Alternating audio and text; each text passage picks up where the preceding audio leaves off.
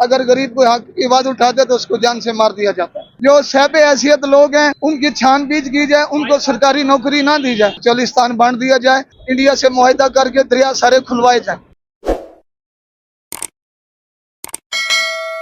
हमारे जितने भी दरिया हैं ये सारे खुलवाए जाएं।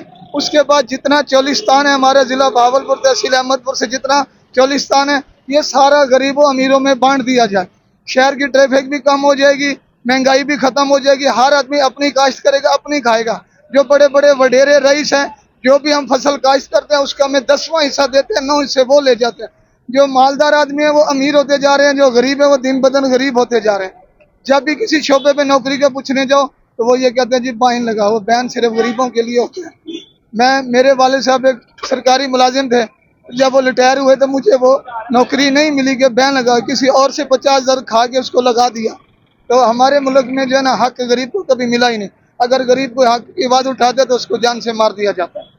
तो महंगाई का हल जो है ना हमारे मुल्क के लिए नहरें निकाली जाएं और चौलिस्तान बांट दिया जाए। चौलिस्तान से कराची को सड़कें निकाली जाएं, रेल की पटड़ी बिछाई जाए, चौलिस्तान आबाद भी हो जाएगा, महंगाई भी कम हो जाएगी, कम से कम गाँव के लोगों को रोजगार मिलेगा, वो लोग शहर की तरफ रुख नहीं करेंगे। और शहर में इतनी महंगाई है कि 15,000 12,000 क्वार्टर होता है, 5-5 हज़ार बिजली के बिल आ जाते हैं, गरीब आदमी अफोर्ड नहीं कर सकते। और गांव में अगर कोई खेती बाड़ी करते हैं तो उसके 10वां हिस्सा देते हैं, सारा माल जो होता है रिज़्क होता है वो सारा वडेरे ले जाते हैं।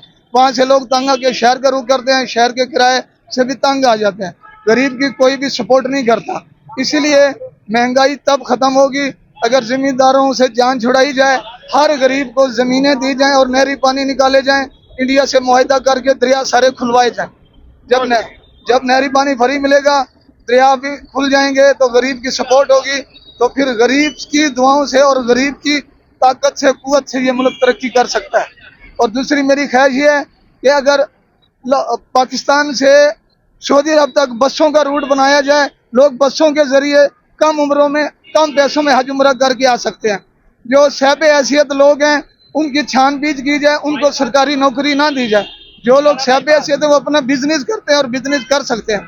जो गरीब आदमी है, जो कारोबार करने की ताकत नहीं रखते, बिजनेस की ताकत नहीं रखते, ये सरकारी नौकरियां उनको दी जाए।